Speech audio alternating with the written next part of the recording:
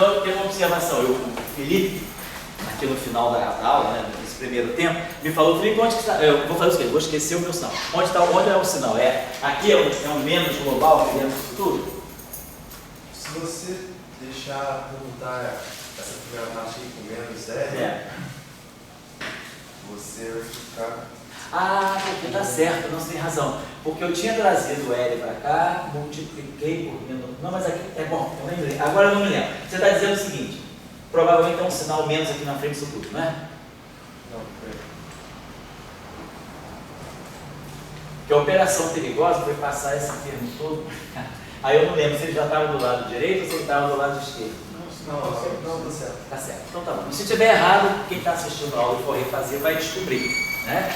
Que pode ser que esse momento tenha sido definido como sinal errado. Mas o que é importante é a estrutura da equação e os termos que constituem cada um desses. Então nós vemos o seguinte, aqui nós temos o Hamiltoniano, tá? Então nós descobrimos que nós temos agora que repensar a estrutura canônica quando nós temos derivadas superiores. Então, eu estou querendo chamar a atenção é que quando nós colocamos no Lagrangiano um termo que tem derivada segunda no campo, nós estamos dando a velocidade do campo o status de um outro campo.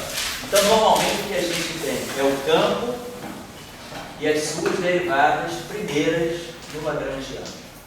Então, aqui é o campo e aqui são as suas velocidades. Como na formulação de partícula, as coordenadas e as velocidades. Se agora, na minha teoria, no meu modelo de campos, eu introduzo derivadas segundas, a estrutura de momento está me revelando que a relação entre o hamiltoniano e o lagrangiano ela foi modificada por esses termos de derivada segunda e que tem um momento especial.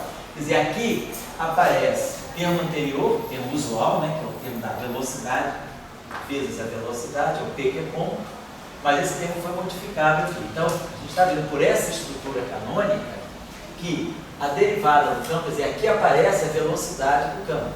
P vezes o momento vezes a velocidade. E aqui também tem essa mesma estrutura. Isso aqui eu poderia até pensar que eu tenho esse termo que é a derivada segunda, é o DDT desse DDT de φ. Eu posso escrever isso aqui assim, que é a derivada em relação à derivada do campo. Então a gente começa a ver que a derivada do campo, a derivada temporal do campo, aqui, né? A derivada temporal do campo, ela tem a sua velocidade associada. Então, isso aqui é o momento, né, associado, então está aqui. O momento associado, né, à velocidade do campo, e aqui o momento associado à velocidade desse campo. Então a derivada temporal do campo, ela entra como um outro campo, ela vem um status de grau de liberdade. Vamos ver isso. Isso significa o quê? Será que então eu tenho um campo, estou duplicando o grau de liberdade. Eu tenho um campo, vamos dizer, se esse campo φ é escalar e real, ele não tem componente nenhuma e ele é real, ele não tem nem componente complexo, ele é um objeto único. É como se eu tivesse uma coordenada única descrevendo 2 graus de liberdade, porque ela tem 2 momentos. O que caracteriza um grau de liberdade físico é ele ter um momento generalizado associado a essa coordenada. Então agora não só o campo tem o seu momento, como a derivada temporal do campo também tem o seu momento. Então a velocidade deixa de ser simplesmente a velocidade associada à coordenada e ela ganha o status do campo. E aí nós temos, né, a velocidade associada a esse campo aqui e a velocidade associada ao campo velocidade. Então mais ou menos é isso que eu estou querendo chamar a atenção para essa estrutura. E aqui, se a gente tem conservação da energia, eu vou estar associando pela lei de continuidade a conservação daquilo que é energia entra sob a forma de momento. Então, aqui, né, se a gente for olhar a pressão de radiação, isso aqui seria no fundo, o vetor de Point, né? Seria o análogo do vetor de Point, é aquilo que faz o fluxo de momento. Então, a iésima coordenada desse momento é a derivada em relação, aí aqui essa nessa contração, aí aqui também. Então a gente ficaria basicamente com essa estrutura aqui, né? Eu posso com essa estrutura aqui de equação de continuidade. Claro, no caso usual, que é não ter derivadas segundas, então todos esses termos aqui morrem e a gente ganha, né? O termo usual. Vamos fazer um exemplo prático. Fala. Quando a gente coloca derivadas segundas na Lagrangiana, a gente sabe que ocorre equações de derivadas primeiras ao quadrado na equação do movimento. Aí, quando fala em teoria de ordens superiores, derivadas de ordens superiores, por exemplo, em ordem segunda, eu poderia pensar que eu tenho derivadas de ordem segunda que são derivadas segundas e derivadas primeiras ao quadrado, por exemplo. Aí, mas derivadas primeiras ao quadrado no terminal lagrangiano ia ser a mesma equivalência. Isso, derivada primeira é o normal, é velocidade ao quadrado, é o meio de n V2. Você tem derivada, uma coisa é você ter derivada primeira ao quadrado, outra coisa é você ter derivada segunda. Isso aqui é que configura derivada superior. Isso aqui não é derivada superior, isso aqui é o normal. É um meio de NV2, a energia cinética é a velocidade ao quadrado. Então você tem duas derivadas, mas o campo está sujeito a uma derivada só.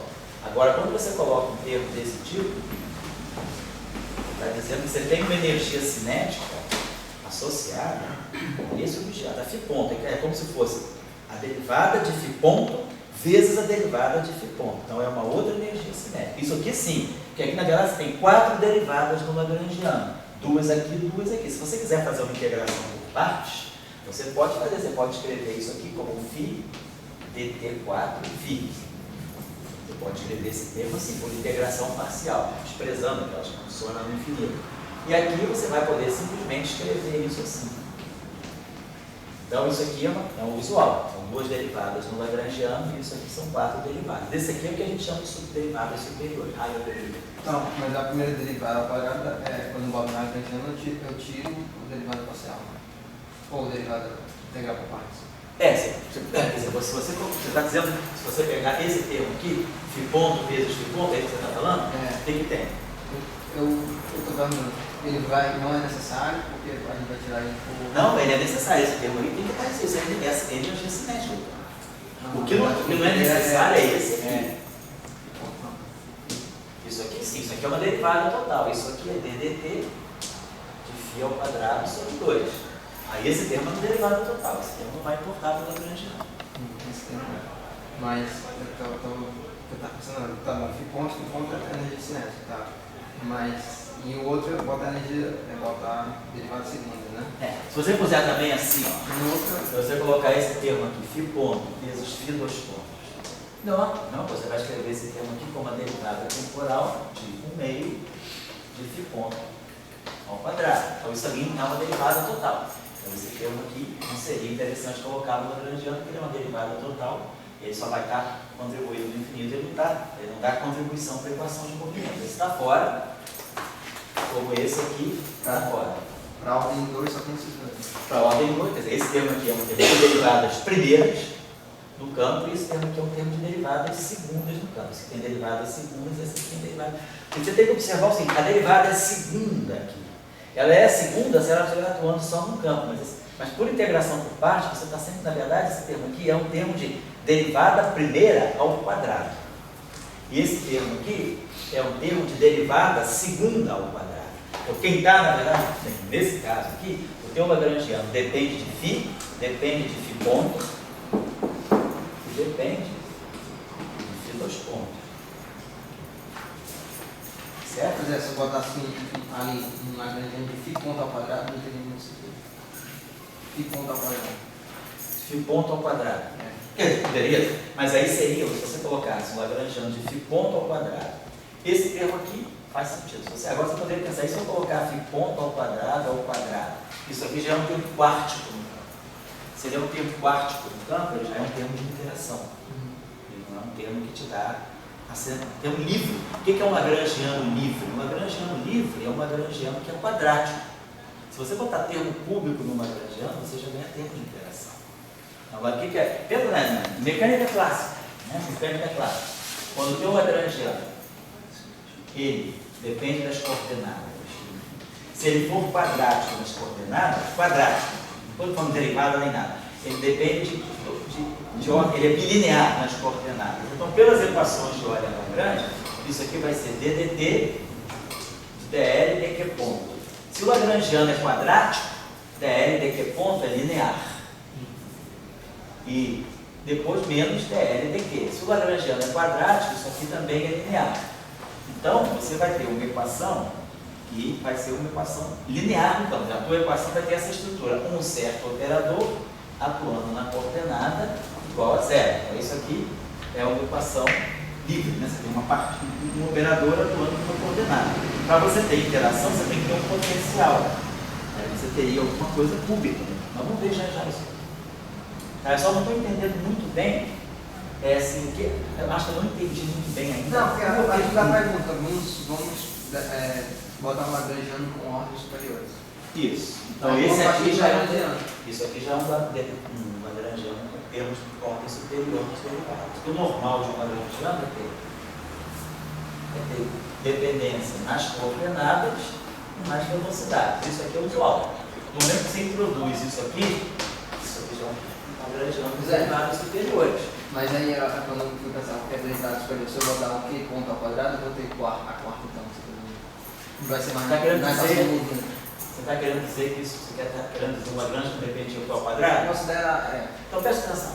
Ao cálculo 1, se você pegar uma função de f de x, beleza? Se você pegar uma função f de x2, você redefine isso como sendo uma função g de x. Então se você tiver um lagrangiano L de q ponto ao quadrado, você pode chamar isso aqui de um lagrangiano L de q ponto. Não muda nada. Tá? Eu estava pensando em termos do que acontecer na variação da ação, mas se eu já estava fazendo essa mudança antes de fazer a variação da ação, eu não quero nem aparecer. Eu estava pensando na ação. Essas são as coisas que vocês têm que ligar. Teoria de campo, muitas vezes você tem coisa que está no lagrangiano que não tem o mínimo consequência. Você pode fazer redefinição de campos às vezes. Você pode dizer, se o teu lagrangiano depende, você imagina que tem um lagrangiano que depende de tudo do campo ao quadrado. Você chama aquele campo ao quadrado de um novo campo. O nome disso é reparametrização de campo. Você imagina que você tem um lagrangiano que depende de um campo φ ao quadrado. Ele é a função de φ ao quadrado. Então chama φ ao quadrado de um novo campo que aí você vai ter um lagrangiano L de Q. Então, se o teu campo é φ ao quadrado ou aqui, não importa, você faz toda a dinâmica para aqui. Quem conhece aqui, conhece aqui. Certo? Então, às vezes é importante, uma coisa, ao longo do curso a gente vai ver exemplos assim, vocês têm que ter cuidado. Nem sempre o que está no lagrangiano está te dizendo que aquilo é uma coordenada física ou é um campo físico. Você às vezes pode, você está no lagrangiano e o campo que está ali, ele é um campo errôneo, ele não é um campo. Vou dar um exemplo agora. Eu não importo de parar a aula para responder essa pergunta, porque essa pergunta não é trivial. E às vezes pode parecer trivial, mas não é. Vou fazer duas coisas, então. Está clara essa discussão aqui? Está claro? Eu não sei. Está bom. Vamos agora fazer o outro, vou dar um exemplo para vocês. Fala. Só uma questão. Se tivesse N derivadas, você teria esses N campos. Isso, está aqui mais momento, tá? Se você vier agora uma derivada terceira, você vai ter que definir. Aí a derivada segunda passa correções daquele primeiro ali até N ordem. Se você tiver um campo que depende da derivada N, né, no tempo, se você tiver um lagrangiano que depende da derivada N do tempo do campo, então significa que você vai, os seus campos verdadeiros são φ, derivada primeira de φ, até a derivada N menos 1 de φ. Você tem novos graus de liberdade. Então eu vou atender a questão aí, vou dar só esse exemplo aqui, antes de passar para essa questão. Porque isso é uma coisa importante. Mesmo agora há pouco tempo, um trabalho do Léo, sim, o Léo mesmo, no meu hospital, a gente mandou um trabalho para o Physical Review e o referi se enrolou nisso. O referi, ele, acontece que o referi também não sabe tudo. Ele olhou, a gente tem um lagrangiano que a gente diz, a gente tem esses campos, mas os campos que estão no lagrangiano não são todos campos físicos. Você pode enrolar certos campos dentro de outro e dizer, o conjunto de campos reais, na verdade, é menor. O cara está acostumado com essa ideia, vamos ser bem colegial, de que cada campo que está no lagrangiano tem que ter um significado. Não tem. Às vezes você pode reorganizar um conjunto de campos do Lagrangiano e a partir deles redefinir um outro campo. E aquele é que é o campo importante, aqueles são campos simplesmente construtores, auxiliares. Essa é uma questão delicada. Eu vi que o referi se enrolou, a gente escreveu com o editor, explicou que o referi estava errado, ele admitiu que ele estava errado nisso e a gente pôde ir à frente. Mas, às vezes, quer dizer, o referi também, eu acho que as pessoas estão muito acostumadas assim, a olhar para o Lagrangiano e achar que todos os campos que estão ali têm um status igual. Não tem. Às vezes você pode redefinir campos e sumir com campos que estão dentro do Lagrangiano e dizer, esses campos são supérfluos, eles não têm nada a ver com a física do problema, eles estão aqui, mas eles não têm nada a ver com a física do problema. Por exemplo, isso acontece em mecânica clássica. Vou pegar só um exemplozinho de mecânica clássica. Suponhamos que a gente tenha essa situação. Um Lagrangiano que depende de duas coordenadas. Q, vou colocar dessa forma. Se eu colocasse assim, o Lagrangiano vai ser 1/2 de m, Q ponto ao quadrado, mais 1/2 de Q2, mais, vamos dizer aqui, um parâmetro psi, Q. O que tem esse Lagrangiano? Então eu tenho duas coordenadas. Vamos tirar as equações a olhar para trás. Derivando, fazendo o princípio variacional em relação a esse Q. Isso aqui vai me dar m, Q ponto, então vai ficar menos m, Q2 pontos. Esse termo aqui não tem Q, e esse termo aqui vai me dar mais psi Q. Então essa é a equação que eu obtenho fazendo a variação em relação a Q. Vamos fazer a variação em relação a outra coordenada. Aqui não tem Q, aqui vai me dar Q, mais psi Q, igual a 0. Então olha as equações de campo. Então, na verdade, esse campo aqui, ele não tem dinâmica nenhuma. Essa coordenada aqui é menos que psi. Eu posso jogar isso aqui em cima. Então, isso aqui fica menos que psi Q2.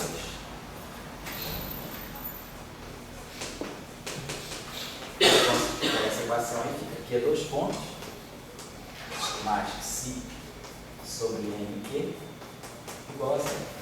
Então, isso aqui é um oscilador harmônico simples. Quem sabe que. Então, esse problema aqui, na verdade, esse problema todo ele é Q igual a menos que Q. Esse termo aqui é menos 1/2 de C2 Q2. E esse termo aqui é mais que Q, vai ficar menos, né? Que é quadrado. Então, quando eu quadrar, vai ficar o meio de C2 Q2. Esse termo aqui vai ficar menos que Q2. Desculpa, o Q2 é o C2 Q2. E esse termo aqui vai ficar menos C2 Q2. Então, na verdade, no Lagrangiano, isso aqui é menos 1/2 de C2 Q2. No fundo, eu faço o Lagrangiano de um oscilador harmônico. Então, o que eu fiz? Eu fiz uma enrolação aí, no fundo, que eu tenho um oscilador harmônico. Eu introduzi uma coordenada auxiliar. Então, esse Q que está ali, meramente objeto decorativo. Por alguma razão, pode ser que seja interessante escrever o sistema dessa forma. Eu linearizo. Né? Mas, na verdade, o que eu tenho, quer dizer, meu problema todo eu entrei com a coordenada Q e foi interessante para mim retirá-la. Então, isso é o que a gente chama de um campo auxiliar. Na verdade, ele está escondendo um oscilador harmônico. Então, basta, isso aqui não quer dizer nada. Está aqui, figura decorativa. Na verdade, o problema é esse. Então, isso pode acontecer. Só que não é um exemplo tão trivial assim. A gente pode ter exemplos mais interessantes, mas que escondem. Às vezes, um campo que está no Lagrangiano não quer dizer nada. Ele pode ser reabsorvido dentro de outro campo e é aquele campo que conta a história toda do sistema. Vou dar um exemplo daqui a pouquinho. E aí vai dentro dessa direção que vocês falaram, das perguntas que surgiram. Deixa eu apagar isso aqui, então.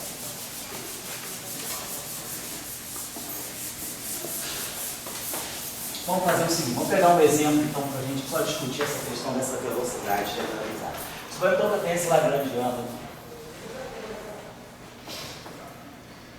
o meio, o campo escalar real. Φ é um escalar real, não é nem complexo. Então o meio de Φ ponto ao quadrado. Aí aqui eu coloco um termo que vai ser um π sobre 2. Aí sim a gente chama Φ2 pontos ao quadrado. Tá? Eu coloco isso. Coloque um termo aqui que vai ser um lambda gradiente de φ ao quadrado, por exemplo, e aqui um zeta laplaciano de φ ao quadrado. E aqui menos potencial, em termos de potencial. Onde é que a gente coloca? Então, o meu Lagrangiano depende da derivada primeira do tempo, derivada segunda do tempo, derivada primeira do espaço, derivada segunda do espaço e tem um potencial. Então, vamos tirar a equação de Euler-Lagrange. Então, variando em relação a φ. Então, você vai produzir 2, né? Φ ponto, delta, φ ponto. Então, esse primeiro termo aqui vai ficar menos φ 2 pontos. Esse termo aqui vai produzir o fator 2, então vai ficar mais si. E eu vou fazer duas integrais por parte, duas integrações por parte. Então vai ficar um termo derivada 4.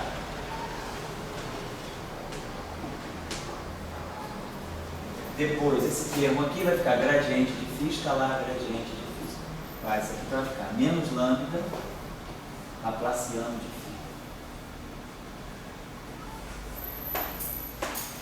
E aquele termo lá vai produzir, vou botar um fator 2 aqui também. Aí fica lambda sobre 2, zeta sobre 2, esse 2 cai aqui, fica laplaciano de φ, laplaciano de φ, foi laplaciano de φ, laplaciano de delta φ, derivados do laplaciano, integra por parte, vai ficar mais zeta laplaciano ao quadrado, laplaciano de φ. E menos derivada de V em relação a φ, delta φ igual a zero. Então, essa aqui é a equação para esse campo, é a equação de Euler-Lagrange.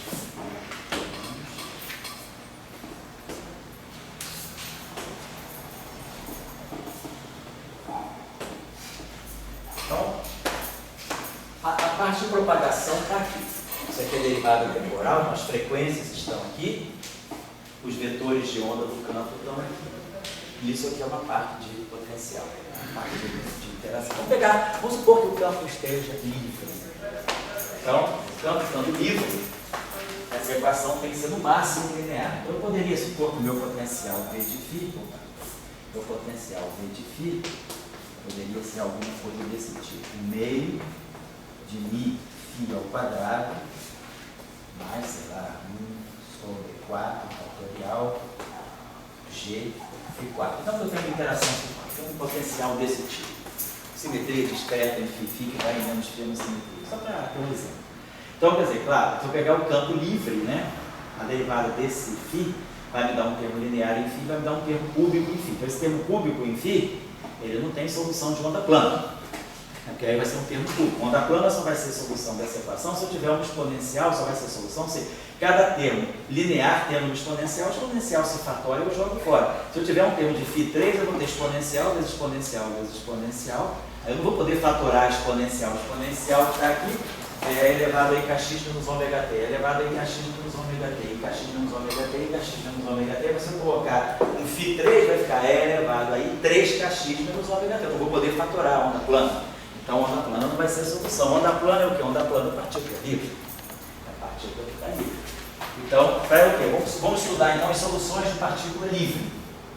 Então, vamos olhar, por exemplo, se quiser, só o campo livre. Então, o campo sem interação ou sem auto-interação. Jogo Z igual a zero, não tem auto-interação. Então, esse termo aqui iria contribuir com mais μ.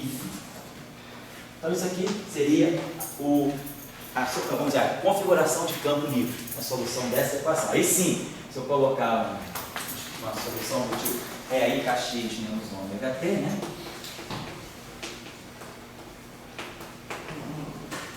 Essa onda plana vai fatorar aqui esse exponencial de kx menos ômega t em todo lugar, então isso aqui sai fora e eu vou ganhar uma relação de dispersão. Quando eu derivar φ2, aí kx menos i ômega t. Então, quando eu derivar em relação ao tempo duas vezes, eu vou produzir menos ômega 2. Então, vai ficar menos ômega 2 aqui, vezes a exponencial completa. A exponencial no final do dia vai embora. Quando eu derivar 4 vezes, eu vou produzir menos i ômega 4. I a quarta é 1. Então, aqui vai produzir menos si ômega 4. Aí aqui, quando eu derivar duas vezes, eu vou produzir o menos K2. O Laplaciano vai produzir o menos K2. Então, menos lambda K2. E aí, quando eu produzir o Laplaciano, né, quer dizer, cada Laplaciano produz o menos K2, dois Laplacianos vão produzir o mais K4. Vou ficar aqui menos zeta K4. Modo de K4. Modo de K ao quadrado. E mais μ. Tudo isso igual a zero, é a onda plana cefalótica. Então vamos ver tudo aqui assim, não mais.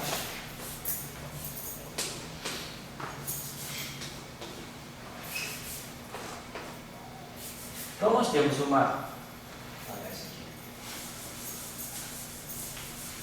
Então nós temos uma relação de dispersão que é quadrática, que é quártica na frequência. Normalmente, se o meu Lagrangiano não dependesse de derivadas superiores, eu não teria nem o termo de si, eu não teria o termo de zeta, essa equação seria ômega 2, K2 e μ. Seria a típica relação de dispersão. E2 igual a P2, C2 mais alguma coisa. É uma relação de dispersão bem típica, né, de onda livre. É ômega 2, K2. Né? Mas agora eu tenho ômega 4. Então, uma equação quártica na frequência. Então, a gente basicamente está falando o seguinte. Vou colocar aqui a nossa equação, é essa aqui. Si ômega 4 mais ômega 2 e mais. Vou chamar esse termo todo aqui K, μ. Vou chamar esse termo todo aqui de só para não ficar carregando tudo isso. Vou chamar esse termo aqui de um certo delta. Delta de K. Vou ler um delta de K. Então, mais esse delta de K. Então, essa aqui é a minha relação de dispersão. Então, essa é uma equação quadrática. Eu vou resolver em ômega 2, né? Aqui menos 1.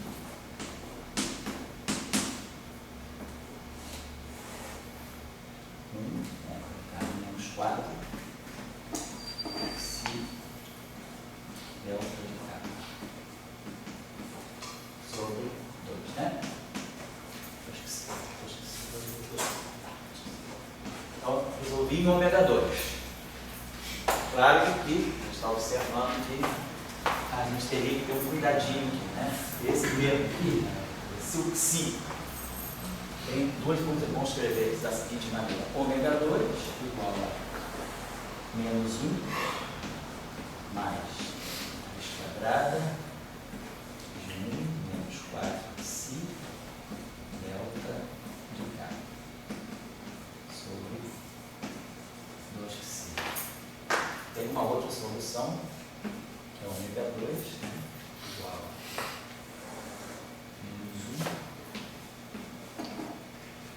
menos raiz quadrada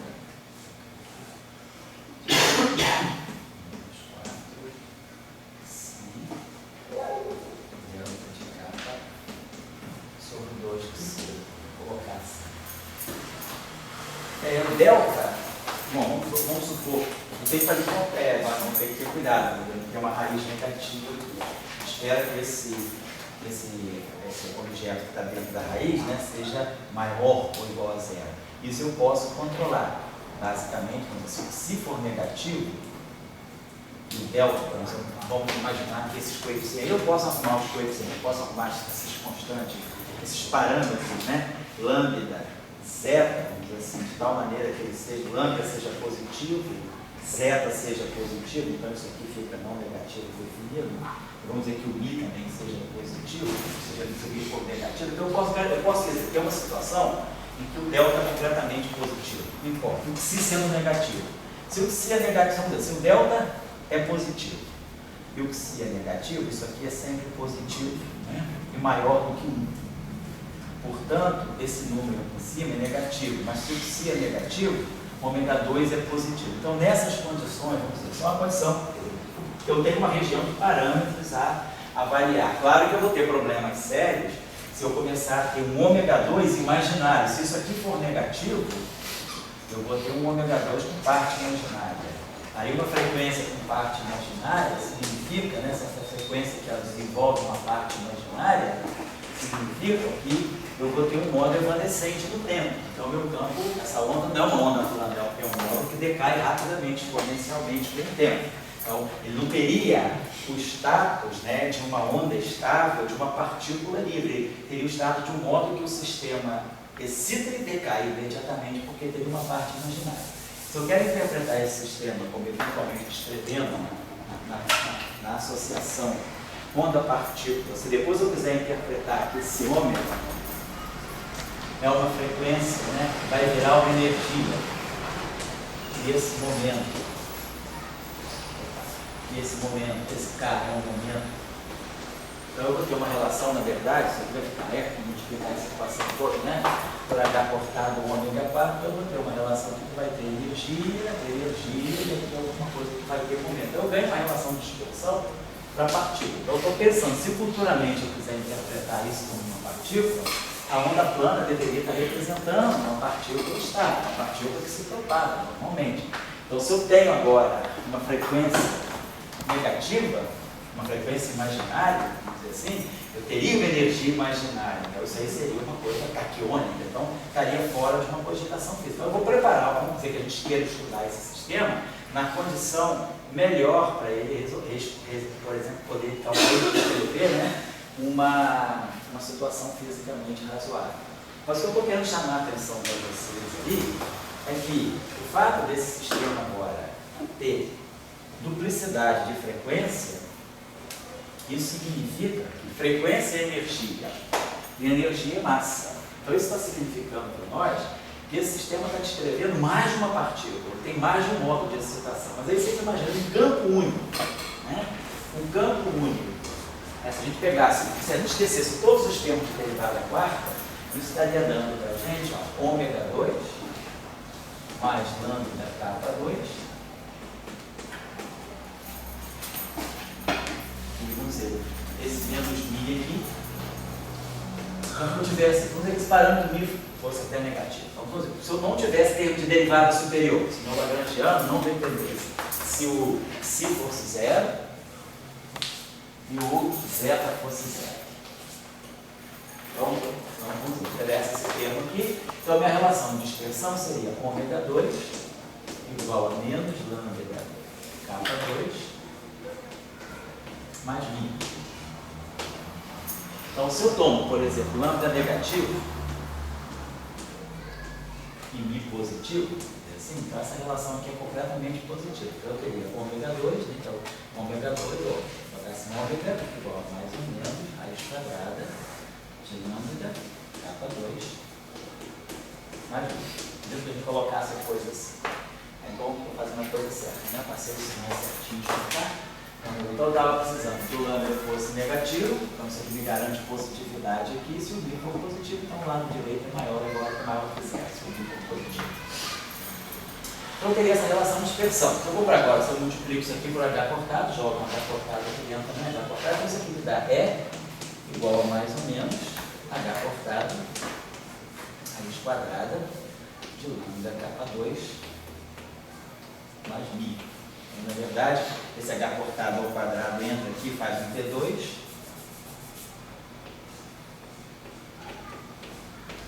E aqui tem um mi H cortado ao quadrado.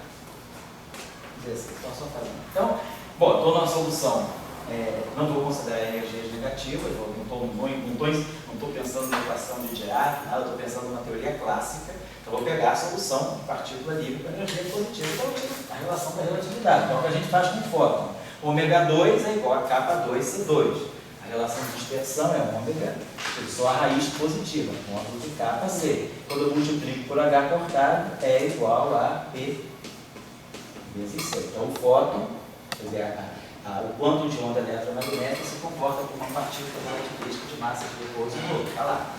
A gente abandona a solução de energia negativa, porque as equações de Marx, elas me dão isso aqui.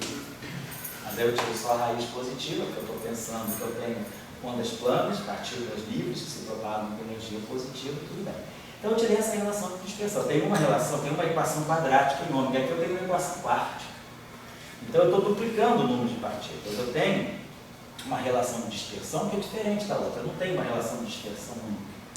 Tem duas relações de dispersão. Então por que eu tenho, como se fossem dois plantas distintos associados ao mesmo campo? Eu tenho um campo físico. Então o meu campo deveria estar associado a partícula. Ele tem radiação, a radiação dele é quantizada e esse quanto de radiação corresponderia ao quanto desse campo. No entanto, eu estou tendo duas famílias. Por quê? Então, justifica aquilo que a gente falou. Porque ao colocar esse termo aqui, eu estou dando a esse campo, a essa coordenada aqui, φ ponto, o status, né, de um outro grau de liberdade. Então, o meu campo não é só, tem um momento associado ao φ, você vai lá, faz aquela regrinha, calcula quem é o momento associado ao φ, que é dl de φ ponto, que é esse cara aqui, seria o momento usual, mas tem uma contribuição do momento que vem daqui. E depois eu teria o momento associado ao φ ponto. Então, na verdade, eu tenho 2 graus de liberdade associados ao mesmo campo. Por isso que eu tenho 2 partículas associadas ao mesmo campo. Então, aumentar o número de derivadas superiores, porque a gente geralmente está acostumado a associar graus de liberdade ao número de componentes do campo. Então, quando eu complexifico um campo, eu estou dando mais uma componente para ele. E aí eu estou introduzindo um outro grau de liberdade. Mas aqui não, eu tenho um único campo, que deveria descrever um único grau de liberdade. Mas na verdade esse único campo descreve 2 graus de liberdade, porque ele tem 2 momentos. Então na verdade não é só o campo φ que está em jogo.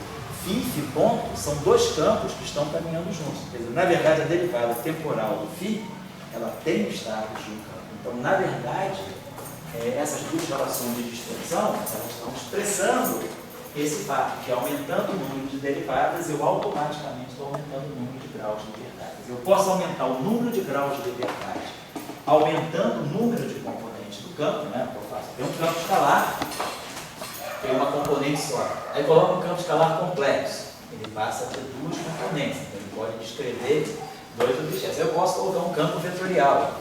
Aí eu já tenho o spin 1. Aí eu posso colocar, quer dizer, aqui eu interpreto esse campo como sendo um campo escalar, spin 0, mas carregado. Eu introduzo, o fato do campo ser complexo, ele não muda o número de componentes do campo, continua uma componente escalar, porém com carga. Eu jogo um grau de liberdade em cima da carga. Quando eu pego um vetor real, eu tenho spin 1, então eu tenho 3 componentes.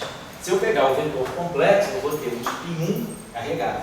Aí eu posso pegar o campo de rank 2, por exemplo, aquele simétrico que vai ter spin 2.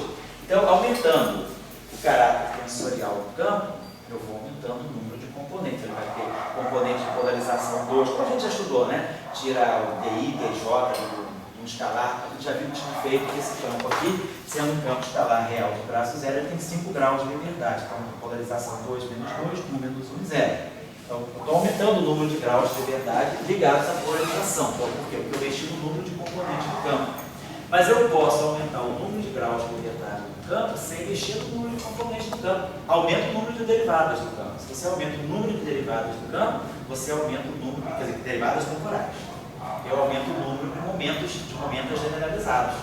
E aí, se eu tenho mais momentos generalizados, significa que eu tenho mais grau de liberdade. E para cada momento, eu tenho a velocidade. Cada grau de liberdade físico, né, ele incorpora a coordenada e o momento. X e P.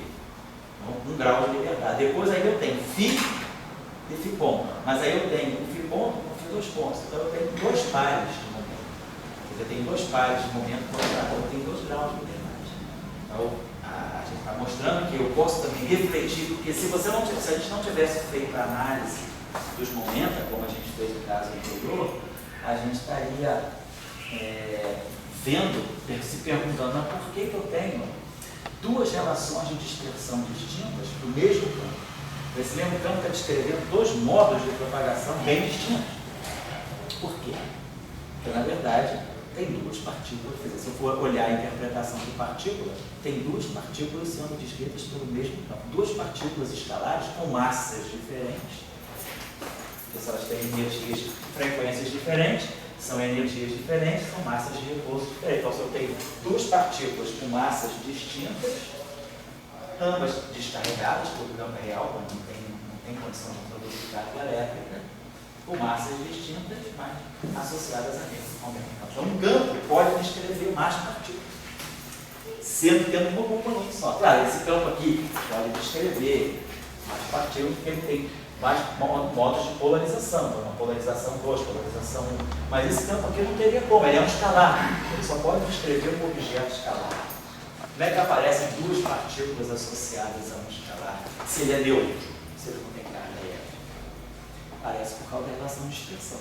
E aí a relação de dispersão, eu vou voltar para ter em termos de princípios mais fundamentais, eu vejo que eu tenho dois momentos. Bota no nome que é bem segunda, e tem 4 valores ali que vai para a duas partículas. Seria duas com energia positiva e negativa, duas com energia positiva e duas com energia negativa. Aí eu boto 3, né? Agora ele pode ser. Pode ter mais terceiro. Isso. Mas aí não tem. Fisicamente não se fala.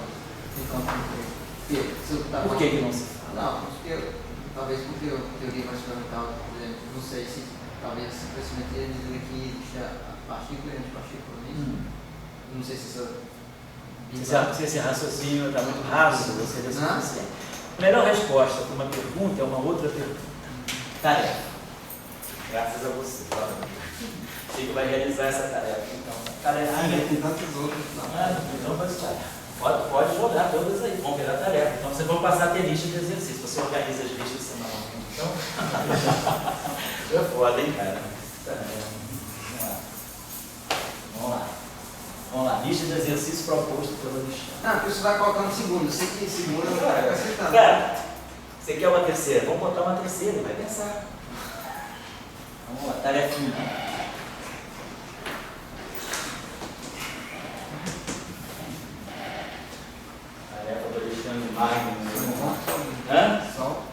Isso. Um problema gera outros problemas, né? Não é assim que se faz as coisas. Mas se todo problema tivesse resposta, coisa triste da vida, né? Saber a resposta de tudo. Então vamos lá para a tua pergunta. Vamos agora pegar. Vamos lá, grande ângulo de interferência. Campo escalar real também.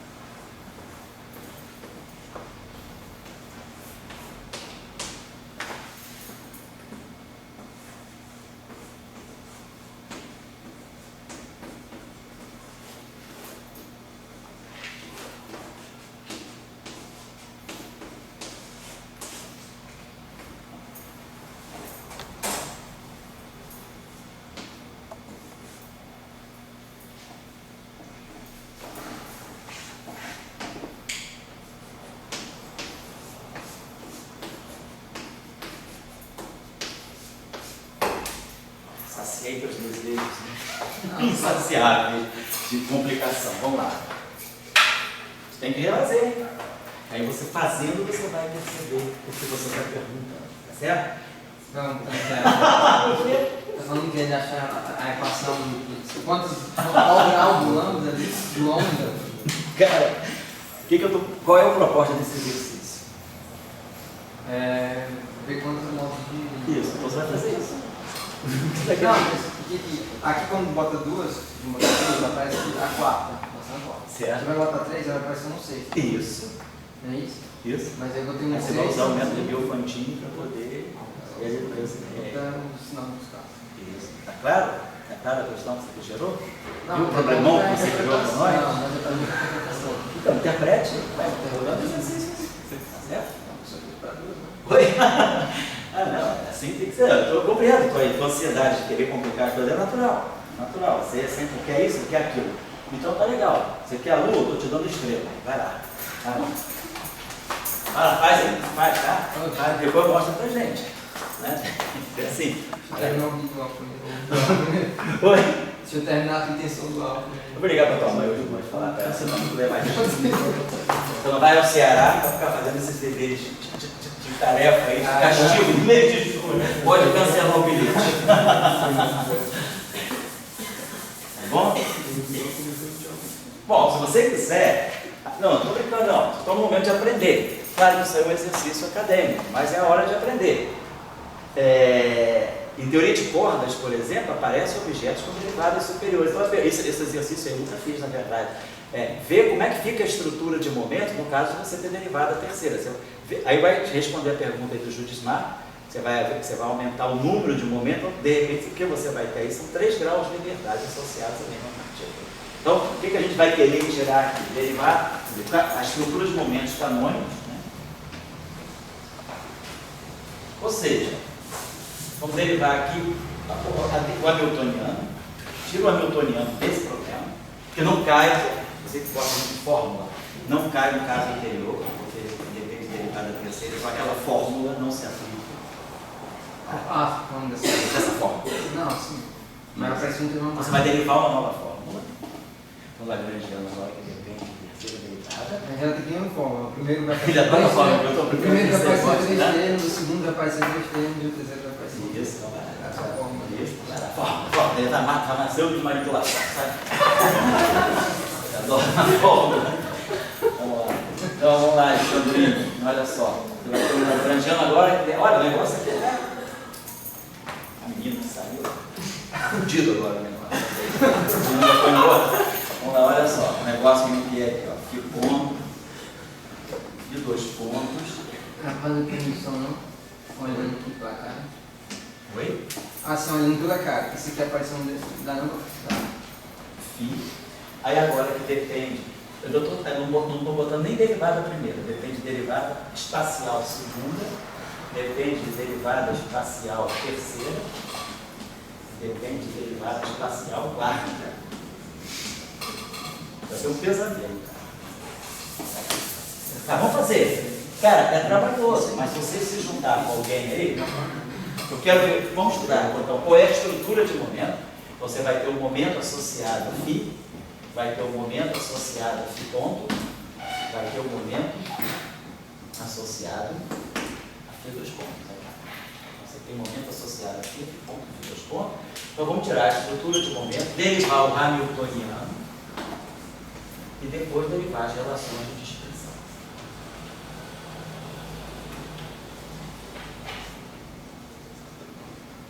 Tá? Então faz essas tarefas aí, que aí você vai ver como é que fica sistemático. Você vai entender como é que as coisas vão se encaixando. Tá bom? Eu digo, claro, é um exercício acadêmico, mas a gente olhar a teoria de cordas, a gente olhar o limite de baixa, o limite de baixa das energias das teorias de corda, elas começam a derivar, depende de derivadas bem altas também. Então, claro, não é com o campo escalar, é com a torção, com a curvatura, né? Mas você tem problema relativo, você tem problema dessa natureza. Então vale a pena fazer, certo? Pessoas como tarefas também. Oi? Eu poderia jogar problemas de famílias nas derivadas, você coloca um campo só. Neutrinos, assim. Você coloca um campo, mas você põe derivados superiores, aí você tem os 3 modos de propagação. Certo. Derivações de expressões.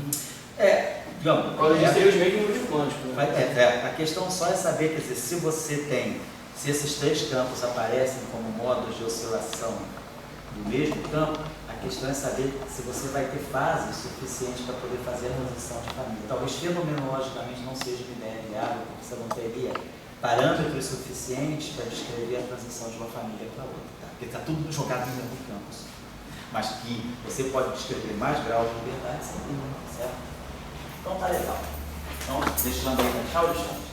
Sabe que eu brinco com você, que eu gosto de você também, porque você abre espaço para a gente fazer essa aula de 4 horas seria insuportável. Então, estou colocando assim, mas assim, são perguntas que vale a pena, tem que perguntar mesmo, vocês têm esse toque para perguntar. De repente alguém que está sozinho assistindo o curso lá longe tem essa dúvida, mas ninguém perguntou, eu não falei, o cara está lá sozinho, não tem com quem discutir. Então essas coisas ajudam. Eu estou já vivendo um pesadelo em grupo com ele há praticamente uma semana. E, cara, eu trouxe uma dúvida, ele não posso falar, umas convenções que tem no espaço micótico. Quando eu for fazer o espaço micótico com vocês, eu vou passar os delírios do Alexandre aí, mas são coisas É assim, é um troço que te faz ir lá dentro do índice mínimo e vai ver só, que não é uma coisa tão trivial. Você está me matando. Quando eu penso em resolver, vem outra questão. Vamos lá. Claro, isso de madrugada nesse meio. Vamos lá então. Então essas coisas são importantes perguntar. É o momento de vocês se formarem, assim, perguntar tudo agora, né? Porque depois quando você for doutor, você começa a perguntar tudo que eu queria saber, mas sempre tive vergonha de perguntar. Aí você não pode mais perguntar. Aí agora que você está dentro do benefício de perguntar qualquer coisa, trivial ou não, mas nada disso é trivial. Tá bom? Então, vamos deixar essa tarefa aí, que não é uma tarefa, ela é simples, mas é trabalhosa. Todo mundo já sabe o que fazer e como fazer. Só executar, bota a derivada e jogar a derivada para frente, jogar a derivada para frente, diminuir. Só a regra de Leibniz, até tem intoxicação, vai ter que fazer regra de Leibniz o tempo todo. Então, beleza, era isso que eu queria falar.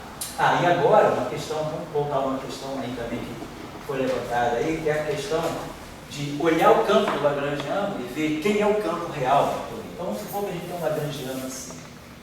Então, qual é a questão que está em jogo agora? O que nós vamos querer elucidar? Ponto a elucidar. Vamos colocar assim.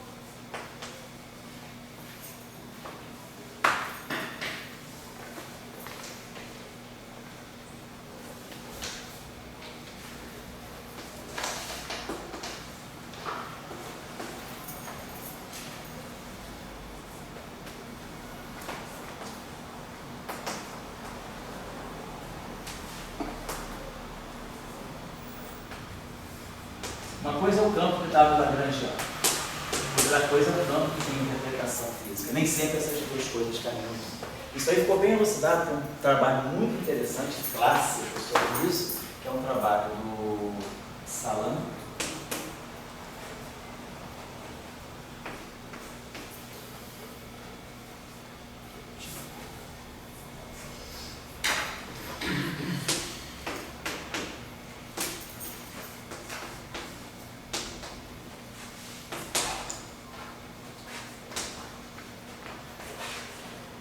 Esse trabalho do professor Salam Camerfurt e Heifeld, ele está publicado no Physical Review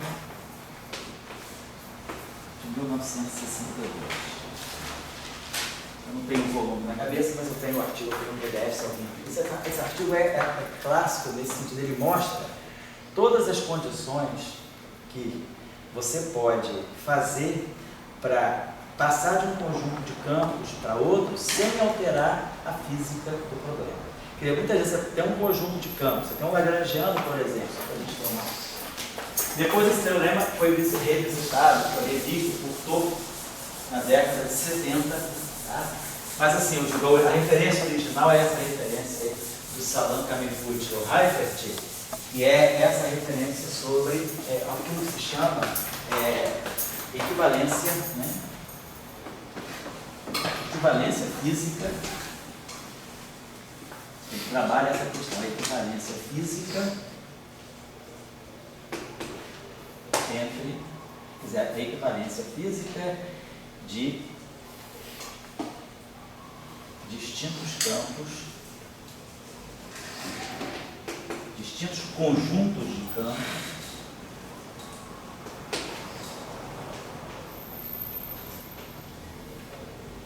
na descrição de um mesmo sistema.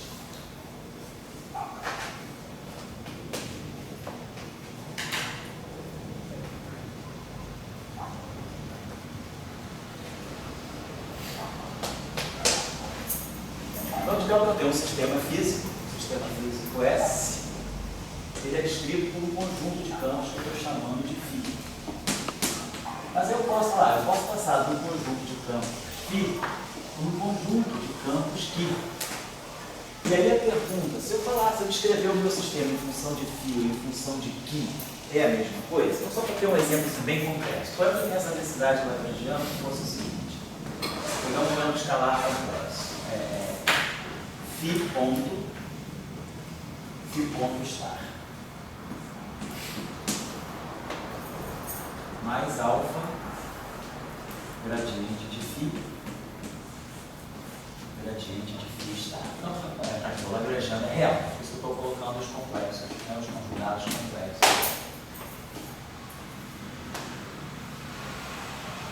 E aqui o de massa. Menos em termos de mi e estar. Alguma coisa assim. Então, se eu quadrático, tanto que campos livres, né? Mostrar a equação de campo, se eu variar tudo em relação a φ estar, a minha equação de campo vai ser menos φ dois pontos, menos alfa laplaciano de φ, menos mi φ igual a zero. Eu teria esse sistema mais aqui, né? Eu teria um sistema simples, né? Equação de campo, relação de dispersão, quando a plana satisfaz, uma relação de dispersão bem simples, né? Ômega 2, K2 e μ. A relação típica de uma partícula massiva, ômega 2 igual a K2, né? Então, Q2 igual a P2 mais alguma coisa.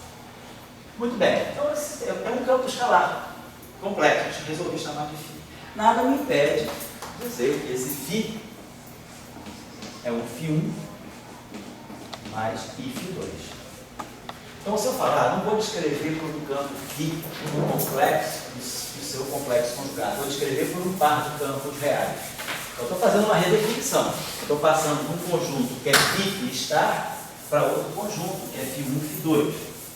Então, a física vai mudar por causa disso? Claro que não. Estou simplesmente escrevendo meu número complexo sob a forma de uma parte real, mas uma parte imaginária. Então, nós estamos fazendo uma reparametrização. Nós estamos passando desse conjunto φ estar para esse conjunto φ1 φ2. E aí eu reescrevo o meu lagrangiano, claro, em termos de φ2. φ1 e φ2. Então, o mesmo lagrangiano agora vai ser escrito, certo? Se eu quiser normalizar, bota na raiz de 2 aqui. Então, esse termo aqui vai ficar 1 meio de φ1 ao quadrado, mais φ2. Vai ficar 1 meio de φ1 ponto ao quadrado, mais φ2 pontos ao quadrado, né? Só estou Z-estar, é a 2 mais P2, é parte real mais parte imaginária ao quadrado. Raiz de 2 põe no meio, né? E aí aqui eu vou ter o termo que vai ser mais alfa sobre 2, gradiente de φ1, escalar, então gradiente de φ1 ao quadrado, mais gradiente de φ2 ao quadrado.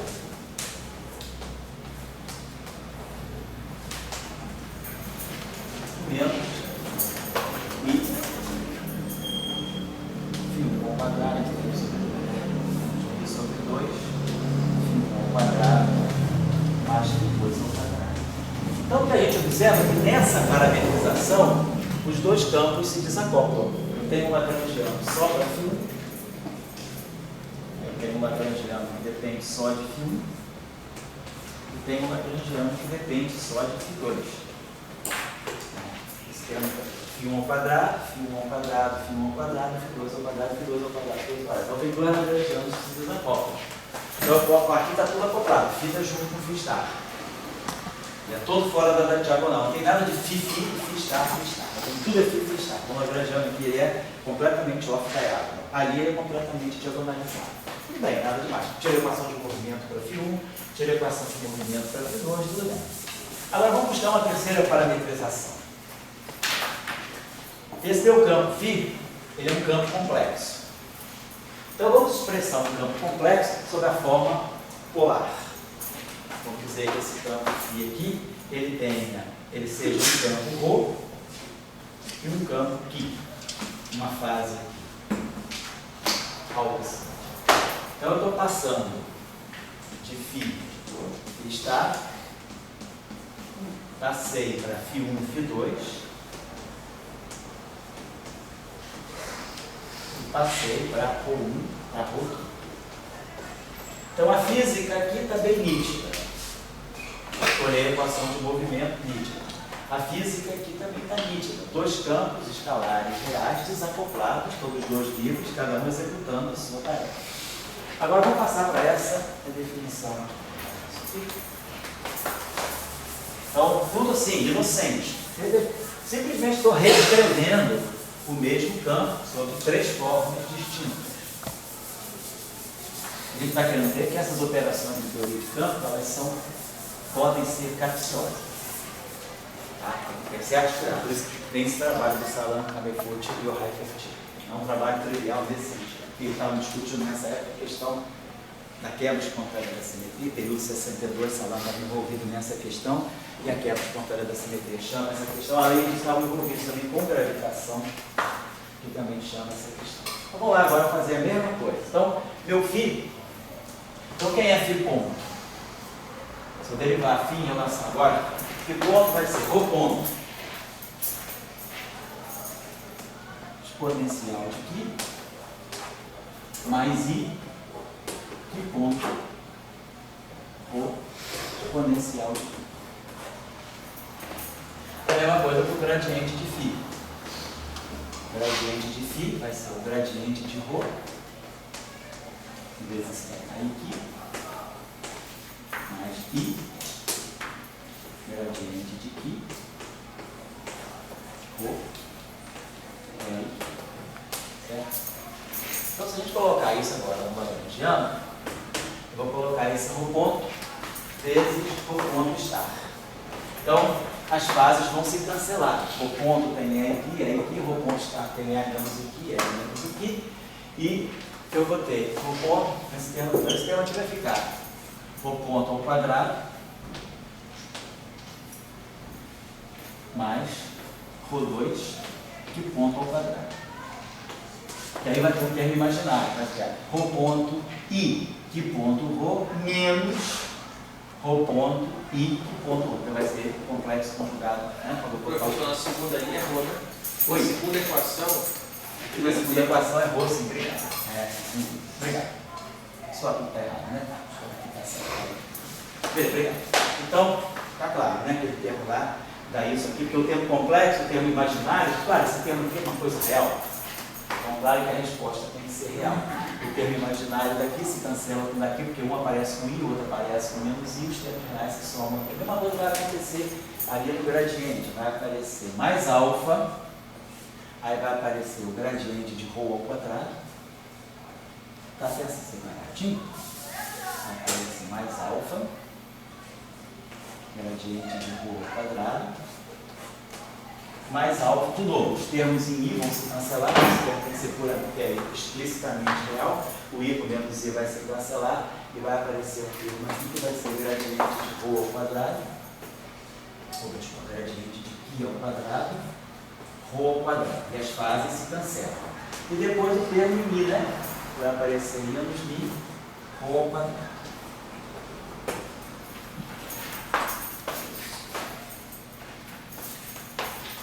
Só que agora, observe o rolo que deu aí. Campo rolo, vivo. Tudo bonitinho, ó, esse termo aqui. Esse termo aqui. Esse termo aqui. Está me descrevendo a mesma coisa que o φ1 e o φ2. Então, um objeto de massa. Né? E agora olha para o campo aqui. Olha a complicação que deu. A velocidade do campo aqui depende do campo ρ. E aqui, ó, eu tenho Q ao quadrado, ρ ao quadrado, 4 campos. Então eu ganhei interação. Eu não tenho mais uma teoria livre. Teoria livre deveria ser quadrática no campo, como foi? É quadrática no campo, em φ. É quadrática em φ1 e φ2. Porém, quando eu passo para a forma polar, esse lagrangiano aqui, devido, isso aqui é uma estrutura não linear, isso aqui, se eu quiser expandir isso aqui é 1, meu campo φ na verdade, φ é ρ mais I, φ ρ, menos Q2 sobre 2 ρ, e assim vai. Eu tenho uma série, uma expansão em série aqui, se for o caso. Então, aqui eu tenho várias ordens em que Eu introduzi uma não linearidade na própria redefinição de campo. Mas a pergunta é, qual é o problema? Isso não é um campo complexo? Eu não posso escrever sempre um número complexo como um módulo vezes uma fase? Qual é o mal que tem nisso? Onde é que eu estou errando? O que está acontecendo agora? Eu estou gerando uma descrição para aqui, não é livre, ó. Não tem nem termo de que ponto ao quadrado, não tem nem termo cinético livre. Ó. O termo de velocidade de aqui depende de rho, eu tenho um termo quártico no campo. Isso aqui é um termo quártico no campo. E o campo aqui não carrega nem massa, não tem nenhum termo de massa no campo. Como eu tinha para o fio único e para o fio 2. Tá? Então o campo aqui ele trouxe um problema para mim. É uma reparametrização. No entanto, o que está acontecendo aqui? Por que esse lagrangiano aqui não está reproduzindo dois objetos livres, massivos e escalares? Criou até interação onde não tinha. E é uma simples redefinição. Então, eu estou colocando isso porque às vezes o cara pega um campo, escreve o campo como quer e acha que a física vai seguir. Não vai. Porque qual é o problema? Tem que observar o seguinte: tem condições que a gente tem que satisfazer. Então, quando eu passo, o que eu estou querendo colocar aqui nisso aqui, olhando para o lagrangiano, nem tudo que está no lagrangiano significa, vai ter um significado físico. Então, eu estou dizendo, e esse exemplo aqui vai numa outra direção. Esse campo aqui eu passo para. Essa parametrização é boa, essa parametrização é boa, essa parametrização aqui, ela está sob júdice. Tá aqui, bela atenção.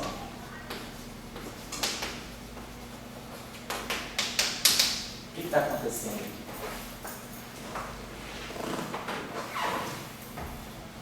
Exponencial sempre é tão boa.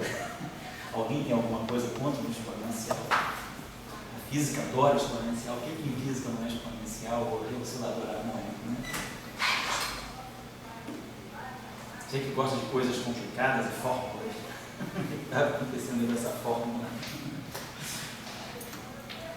Tá bom? Qual é o problema aí? Então vamos pensar uma coisa assim.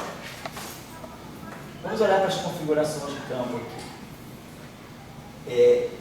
Se eu tiver a configuração, vamos tirar, por exemplo, a equação de campo para aqui.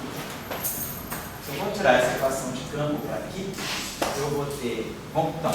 Tirando a equação de campo para ρ, por exemplo. Então isso aqui é ρ ponto, né? Vai ter. Eu posso até, se quiser, colocar aqui um raiz de 2 para evitar o fator 2 que vai aparecer. Vamos colocar um raiz de 2. Se a gente colocar um raiz de 2 aqui vai aparecer no meio. Isso é só uma redefinição. Vai aparecer no meio aqui, vai aparecer no meio aqui, vai aparecer no meio aqui. Então tudo que for com meio como a gente gosta. Então quando eu fizer o princípio variacional, deixa eu apagar aqui. Então, vamos apagar isso aqui. Esse é um exemplo muito simples, né? Mas só para mostrar a vocês que quando a gente está lidando com o campo, a gente tem que ter certos cuidados que às vezes a gente pensa que assim, é tudo seguir simplesmente algebrismo, não dá para seguir algebrismo, a gente tem que entender o que está acontecendo.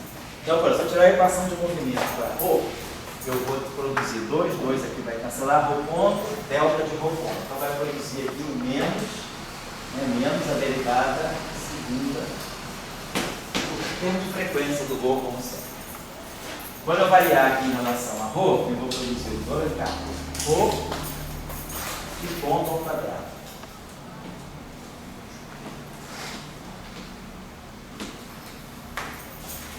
Aí aqui eu vou produzir menos alfa laplaciano de ρ.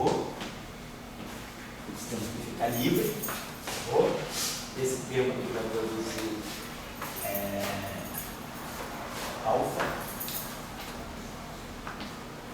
gradiente de π ao quadrado. Ρ. Esse termo aqui vai produzir menos μ. Então essa é a equação de campo também. Vamos tirar a equação de campo aqui. Então aqui vai produzir 2, vai cancelar com esse meio, que ponto aqui 2 pontos. Então eu vou produzir um que ponto, delta que ponto. Delta que ponto vai aparecer na derivada temporal, então vai aparecer menos ddt Na hora que eu fizer a integração por partes, de ρ2 que ponto. Certo? Então, quando eu variar aqui, eu vou produzir 2 que ponto, delta que ponto. Delta que ponto, eu vou integrar por partes, que eu liberar o delta aqui. Aí vai ter uma derivada temporal, mas a derivada temporal vai se pegar nesse ρ2 que ponto. Aqui não tem nada, aqui é a mesma coisa. Aqui eu vou produzir gradiente de Qi, escalar, gradiente de Qi.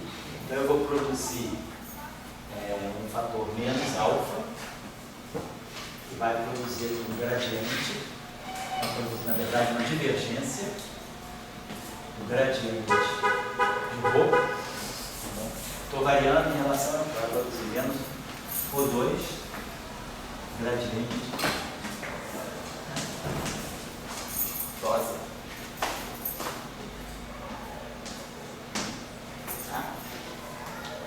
Então, as equações de campo agora são essas. A gente está observando, então, que na verdade, essa combinação aqui, ρ2 e ρ, está sempre aparecendo junto com a derivada. Eu posso até, se quiser, a gente pode até, se quiser, abrir essas derivadas aí, né?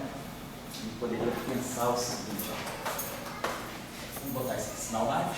Então, vamos trabalhar essa equação só para explicitar as derivadas. Então, a derivada de ρ2 vai produzir aqui 2 ρ, o ponto, o que ponto, mais ρ2 e 2 pontos, mais alfa, a divergência disso aqui vai ficar o gradiente de ρ2, vai reduzir o fator 2, o gradiente de ρ, escalar, gradiente de Qi, mais alfa, ρ2, laplaciano aqui igual a 0.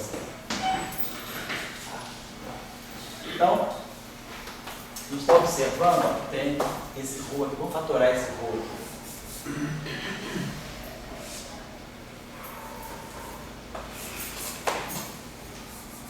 Olha esse ρ aqui, esse igual a 0. Então, uma solução da equação de campo, configuração de ρ igual a 0.